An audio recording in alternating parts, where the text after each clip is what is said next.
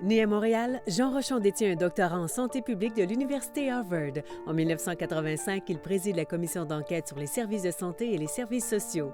Élu député dans Charlesbourg en 1994, il devient ministre de la Santé dans les cabinets Parizeau et Bouchard. Bienvenue à Mémoire des députés.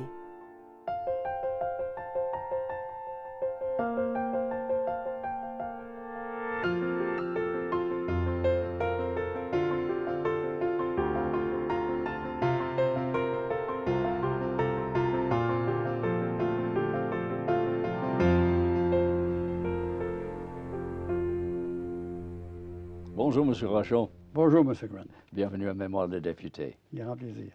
Vous êtes réélu en 1998 avec une majorité de 33 voix suite à un recomptage.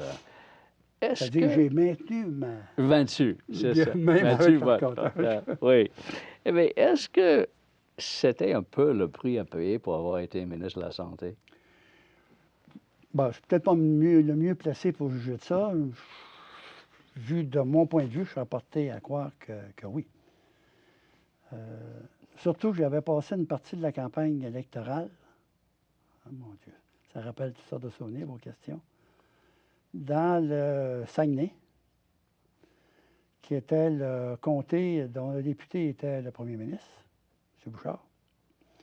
Et là, il y avait, dans les transformations qu'on faisait dans le domaine de la santé, il y avait une proposition sur la table qui était discutée un bout de temps, d'intégrer la gestion de l'hôpital de Jonquière et de l'hôpital de Chicoutimi. Oh.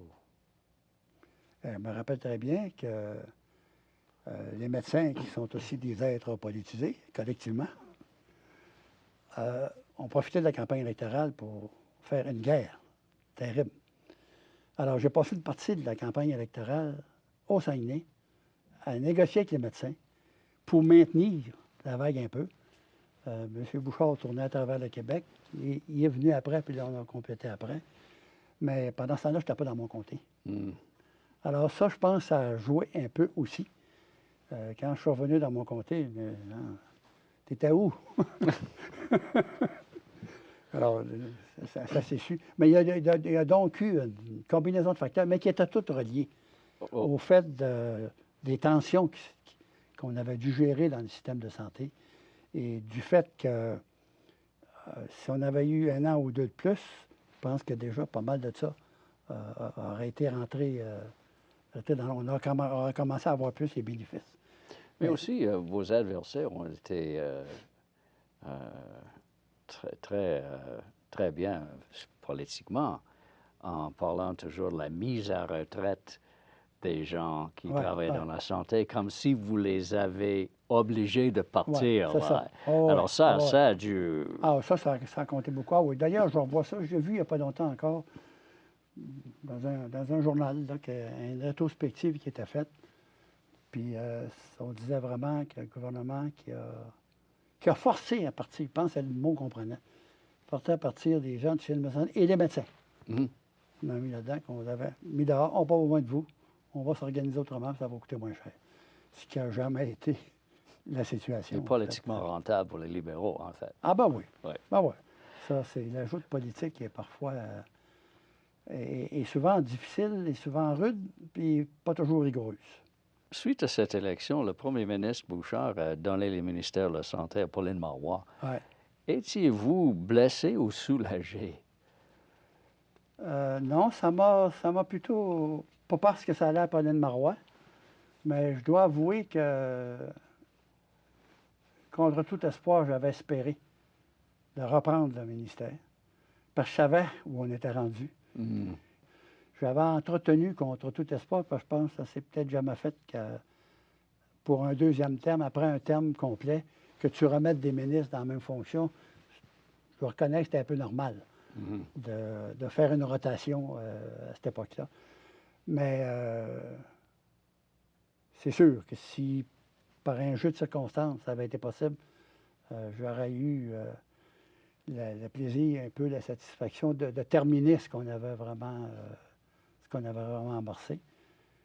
Et je me rappelle quand c'est annoncé à l'Assemblée nationale 1,5 milliard qui était réinvesti à la santé, j'étais content. mais j'ai trouvé ça plus difficile. Après la santé, vous êtes nommé ministre responsable de la science, la technologie, et plus tard, vous devenez responsable de la lutte contre la pauvreté. Ouais. Ai-je raison de croire que pour vous, c'était vraiment promouvoir la santé publique? Ah, tout à fait. Il y a des déterminants de la santé, les habitudes de vie, les conditions de vie, mais derrière tout ça, la pauvreté, c'est vraiment ce qui est le plus grand des déterminants.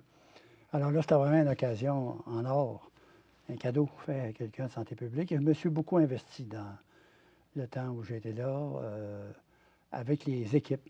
Ça a un peu toujours été ma façon de travailler. Alors ça a été très satisfaisant dans un sens de pouvoir s'attaquer à un problème comme ça, vraiment de faire le tour et d'arriver avec un outil qui pouvait permettre de continuer à avancer. Ça ne réglait pas tout, évidemment, Non, parce que, mais c'était un point de départ. mais avec surtout les contextes économiques, Oui. est-ce qu'on peut légiférer ou programmer la fin de la pauvreté, vraiment? Bon, ça, c'est une blague qu'on faisait d'ailleurs. Quand on a commencé à travailler là-dessus, il y a des gens qui m'avaient dit, tu peux bien déclarer la pauvreté illégale dans ta loi, mais ça ne va rien changer. Non, ça c'est vrai. Et d'ailleurs, ça rappelle ce que vous dites là, des discussions qu'on a eues beaucoup en travaillant sur la loi contre la pauvreté. Juste la philosophie de l'aide sociale. Et je me rappelle des conseillers, des experts avec qui on travaillait. Ils disaient, on a un système traditionnellement d'aide sociale qui est là pour aider les gens à ne pas couler pour se noyer. Juste le nez au-dessus de l'eau. On les maintient là. Alors qu'il faudrait avoir un système qui va un peu plus loin puis qui les aide à s'en sortir. L'objectif est qu'ils vont voler de propre d'elle, qu'ils n'en auront plus besoin de ça. Bon, un exemple de ça qui m'avait frappé à l'époque, des gens qui ont de l'aide sociale, puis il y a un héritage. Pas des millions, mais un héritage avec un peu d'argent quand même. La règle de l'aide sociale à l'époque, je ne sais pas si c'est encore comme ça, on coupait l'aide sociale ou on la diminuait parce qu'ils venaient de recevoir l'argent en banque pour qu'ils utilisent leur argent. Et quand ils seraient rendus au bout de ça, bien là, on repartirait l'aide sociale. C'était ça qui était le système, qui est un exemple, où tu maintiens quelqu'un à flot, alors que si dans un exemple comme ça, il y a un héritage, tant mieux. On continue l'aide sociale pour que la personne augmente vraiment puis change de classe. Alors donc, oui, ça peut changer, mais il faut vraiment qu'une loi agisse, pas pour déclarer la pauvreté illégale, mais pour modifier le rapport des pouvoirs, de l'influence sur les décisions et des allocations de fonds. Et ça fait une différence. Et aujourd'hui, depuis quelques années, on commence à avoir des économistes dans un discours très économique, des économistes de la Banque mondiale, qui disent au point où sont rendues les inégalités sociales. Ça commence à être une menace pour l'économie des pays. On a passé rapidement sur 2 ministères où j'ai travaillé. Je voudrais juste mentionner, je ne veux pas nécessairement s'étendre là-dessus, mais entre la santé et l'emploi, solidarité sociale, il y a eu le ministère, vous l'avez mentionné, Recherche, sciences, technologie. Et là, il s'est quand même passé quelque chose d'assez important parce que, encore là, j'ai eu la chance d'avoir un mandat qui m'était donné par M. Bouchard à l'époque, qui était le premier ministre. C'était vraiment de remettre à jour la politique scientifique du Québec. Oui. Celle qu'on avait remontait aux années 60, dans la décennie des 70, je pense. C'est Camille Lorrain, d'ailleurs, qui avait été celui qui avait piloté ce qui s'était appelé une première politique scientifique. Et ça a été 2 ans de travail, encore là en profondeur, avec beaucoup, beaucoup de réseaux. Et là, en découvrant d'autres aspects, il y avait évidemment, dans une politique scientifique, le domaine de la santé, de l'éducation. On avait mis beaucoup l'accent sur toute la politique dans le domaine, la recherche dans le domaine social, et aussi tout le secteur du lien avec l'économique, la recherche et développement des entreprises, par exemple, avec des réseaux importants, là, des réseaux qu'on a, des centres de transfert de technologies. Et ça, bien, ça a évolué après, ça a été transféré pour être intégré plus au développement économique avec le ministère des Finances, Recherche, Sciences, Technologies maintenant. Maintenant, c'est quelque chose qui a pris une place importante et qui dans tout ce qu'on parle, que ce soit de la santé ou de la lutte contre la pauvreté, la recherche est un élément très important pour un gouvernement, pour une société, et qu'elle soit bien équilibrée, côté santé, éducation, sociale, développement économique pour vraiment continuer à avancer et ne pas être à la remorque des développements, mais de projeter par en avant.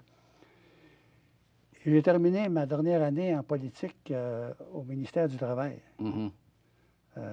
où là, ça a été plus court. L'élection s'en venait. Mais là, j'ai eu la chance aussi d'arriver à un moment donné où ce qui était sur la table de travail, c'était de remettre à jour la loi des normes du travail. Alors, je me suis retrouvé en santé publique, là encore, je ne veux pas, parce que la loi des normes du travail, c'est réalisé à ce moment-là, jusqu'à quel point c'est la convention collective de tous les employés non syndiqués. C'est vraiment là-dedans qu'on retrouve, c'est un peu le contrat social, des conditions de base, de normes du travail à tous ceux qui n'ont pas un syndicat qui a présenté, qui parfois peut les amener plus loin, être plus spécifique à certains égards. J'ai découvert là tout un autre monde. Et surtout que les circonstances ont mis sur la table de travail à ce moment-là le problème du harcèlement psychologique, qui n'y avait rien dans la loi des normes du travail là-dessus. Alors, on était amené à faire ce que l'équipe juridique appelait, puis j'étais assez chanceux parce que l'équipe juridique, qui était vraiment l'équipe de recherche avec qui on travaillait pour ça, c'était la même, c'était une équipe conjointe, ça, dans Solidarité Emploi et Travail. Alors, il y avait comme une continuité avec la même équipe. Alors, on a pu aller assez vite pour ajouter quand même une section dans la loi des normes pour encadrer les situations de harcèlement psychologique, y compris avec une section de recours que les gens pouvaient prendre et rééquilibrer la situation. Alors ça a été une expérience qui a complété mon cheminement de santé publique à travers la politique, si vous voulez. Pourquoi, au début de 2003, vous avez dit que vous quitterez la politique à la fin de ce mandat? Ça faisait 9 ans.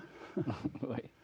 Alors, autant que je me rappelle, je ne dirais pas qu'on a fait le tour parce qu'on peut continuer longtemps. C'est un grand jardin à faire le tour. Mais j'avais vraiment le sentiment que, autant sur le plan personnel, santé et énergie, l'âge aidant, que j'avais peut-être donné là, le plus que je pouvais vraiment donner de façon maximale, là, entière, et que ce serait peut-être le temps de laisser la place à quelqu'un d'autre et de passer à d'autres choses où je serais plus utile à ce moment-là de ma vie. Finalement, qui dit santé publique dit prévention. Ouais. Et pourquoi est-ce que c'est si compliqué politiquement de vendre la prévention? J'ai parlé à plusieurs ministres de la Santé, et c'est ça qu'ils veulent. La prévention, mais ça n'arrive jamais. Oui. Oui et non. C'est-à-dire, oui, c'est plus difficile si on regarde ça dans le domaine, l'environnement de la santé. Santé étant entendu, système de santé. Et système de santé, on y voit plus la partie des soins puis des services. Alors, dans ce contexte-là, la partie de la prévention, quoique de moins en moins la prévention clinique de plus en plus de médecins, même des médecins de différentes spécialités, sont conscients de l'importance de ça et ça fait partie de leur plan de traitement. Ça, c'est beaucoup. Mais c'est moins spectaculaire que les soins. Quand on parle de la santé puis qu'on montre quelque chose à la télévision, ce qu'on voit en général, c'est une salle d'opération. Ouais. Même si on parle d'un sujet qui n'a rien à voir avec la chirurgie. En général, on va montrer. Bon, alors, il y a ça. Je pense que c'est un élément en termes de ce qui attire l'attention, ce qui est plus marquant. La prévention, ça s'intègre dans différentes choses et c'est moins marquant. Maintenant, si on regarde, parle de prévention et encore là, avec notre microscope, on prend un champ un peu plus grand, qu'on regarde dans la société, et surtout d'un point de vue population, pas juste d'individus qui ont un problème de santé à régler. Il me semble que depuis, graduellement, et de plus en plus, il y a une conscience beaucoup plus grande de l'importance de la prévention. Les gens parlent de plus en plus du problème du surpoids, ou de l'obésité encore plus. L'importance de l'activité physique sur une base régulière.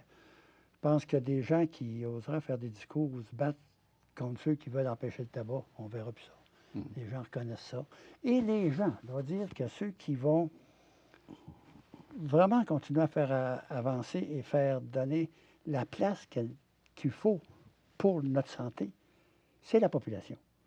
La pression de la population. Les gens sont souvent peut-être plus vite conscients, convaincus que certains professionnels de la santé de l'importance de la prévention pour modifier leur habitude de vie et l'action pour influencer les gens est peut-être plus forte dans certains sens, celle qui vient de différents groupes sociaux qui prennent l'intérêt des gens parce qu'ils relient ça de plus près aux situations de vie, aux conditions de vie dans lesquelles les gens sont, pour leur donner accès. C'est beau, par exemple, de prêcher une alimentation saine, mais si les gens sont dans des quartiers où il n'y a pas un accès facile, un endroit où il y a de l'alimentation saine, que juste un endroit où on a du junk food, c'est ça qui est plus accessible, ou si on a des situations comme des fois que l'alimentation la plus saine est la plus chère. Alors c'est là-dessus qu'il faut... Alors, prévention, il faut vraiment voir, quand on dit prévention, il faut toujours penser clinique et santé publique. À l'intérieur de la clinique, c'est pas ça qui est le plus visible, mais ça prend plus de place. Et sur le plan plus populationnel, là, je pense que ça s'insère de plus en plus, mais là, ça porte d'autres noms. Vous semblez assez optimiste quant à l'avenir de la santé publique. Êtes-vous aussi optimiste du côté du curatif? Parce qu'il semble avoir autant de problèmes qu'avant, autant de manques qu'avant, autant de bons plans pour avoir tout le monde un médecin de famille. Puis je connais des médecins à la retraite qui n'ont pas de médecin de famille. Alors c'est... Absolument. Mais là, vous ouvrez tout un autre volet, ça. Bon, on a dit qu'il y a quelques éléments là-dessus, là. D'abord, la santé publique, puis le système de santé. La santé publique, oui, je suis optimiste, parce que quand on voit tout le potentiel qui est là, et encore là, le chemin qui a été fait, là, je pense qu'on a un creux de vague, là. J'ose croire que la tendance va se replacer comme elle a été auparavant. Là, présentement, il y a un creux de vague depuis 2-3 ans. D'abord, les ressources en santé publique ont été coupées de façon majeure. Le Québec était déjà, de toutes les provinces canadiennes, la province qui investissait le moins en santé publique. Et on parle d'un rapport de 1 à 3, là, dépendant quand on va vers l'ouest du Canada. Alors, je ne veux pas non plus avoir des lunettes roses, là. Fondamentalement, il y a une force là, qui va finir par émerger, aller plus loin, qui a déjà fait beaucoup plus de chemin que souvent on est porté à en attribuer. Mais il va falloir qu'il se fasse une correction là, avant longtemps. Du côté du système de santé, en posant votre question, vous me ramenez carrément où on en était, puis ça pourquoi j'aurais bien aimé pouvoir continuer un autre bout. Quand on a fait le virage ambulatoire, puis je ne reprendrai pas tout ce qu'on a dit, mais qui sont tous les éléments qui étaient là pour sortir les soins de l'hôpital, les encadrer, renforcer de plus en plus au niveau local. Au niveau local, pourquoi? Parce que là encore, il y a une démonstration très claire qu'un système bien organisé, 85 des problèmes de santé qui se rencontrent dans une population sur une année peuvent se régler au niveau primaire. Oui. Et si on va au niveau secondaire, au niveau le plus tertiaire, le plus surspécialisé, c'est 2 à 3 d'une population. Bon. Nous, on est encore trop, là, je pense, à discuter qu'est-ce que le CLSC va faire, qu'est-ce que la GMF va faire, la Cour de la médecine famille, comment on répartit les ressources, qu'est-ce qu'on transfère, où on va. Ça amène beaucoup de tensions et de perte de ressources. L'approche maintenant est beaucoup plus de dire que chacun ait son rôle selon sa spécificité. On a besoin de médecins de famille pour des soins médicaux. La médecine moderne, je pense, au niveau primaire comme ailleurs, encore plus peut-être en spécialité, ça se fait à travers une équipe. Mais c'est des soins à des individus. Le médecin ne peut pas être seul, mais c'est lui qui commande l'opération à ce niveau-là. Les problèmes de santé, la plupart sont reliés et dans leur cause à d'autres choses que quelque chose de médical. Alors, il faut s'occuper d'autres choses. Il y a des statistiques, je n'ai pas vérifié récemment, mais on a vu des statistiques qui disent que 50 des gens qui se présentent à une consultation d'urgence, dans une urgence hospitalière, la cause de leur problème est d'ordre social. Mais ce n'est pas urgent non plus. Non. Souvent, ça devient urgent, mais parce qu'on n'est pas intervenu en amont. C'est des gens qui vivent seuls, qui sont en perte de mobilité, qui ne se nourrissent pas bien, qui ont une perte d'autonomie, qui fait qu'ils ont fait une chute. Toutes les choses qui n'auraient pas dû arriver, ça. Alors ça veut dire que c'est des services de première ligne qui doivent être donnés. Et pour que ça se donne, et que ça soit équilibré sur une population, il ne faut pas que les gens soient obligés d'aller chercher un service là, un autre service là, un autre. Il faut que ça soit intégré sur une base territoriale. Alors, c'est un peu ça qui est l'approche. On identifie un territoire. Nos territoires de base pour les services de santé, malgré qu'on a fait disparaître l'institution CLSC, le nom est resté, les services sont restés. Là, on les a amputés un peu. Puis la population se réfère encore à son CLSC. C'est un territoire, ça. Alors, les services s'organisent autant l'aspect médical, social et le lien avec la responsabilité de la municipalité pour le logement, par exemple, la sécurité des transports, l'approvisionnement, la sécurité alimentaire, par exemple. Alors, tout ça peut s'organiser dans un réseau. Un réseau, ça veut dire que les gens acceptent de mettre un peu de côté une partie de leur réciprocité, de la souveraineté réciproque pour acquitter, mais ils retrouvent un plus grand bénéfice. De dans leur un pouvoir. Oui, mais quand ceux qui embarquent là-dedans réalisent qu'au total, ils gagnent, même pour le médecin, s'il y a un patient avec lequel il devient mal pris parce qu'il y a des problèmes d'ordre social ou autres, qui ne sont pas de sa compétence et de son équipe, bien, s'il est intégré dans un réseau, il va savoir où l'envoyer. Il va savoir où le patient va aller. Et quand les gens des services sociaux ont quelqu'un qui a un problème de santé réel, le médecin, il faut qu'il accepte, lui, qui va le voir en priorité. Donc, ça se fait. Ça, c'est pas juste un rêve en couleur. Et ça se fait au Québec aussi. Il y a beaucoup.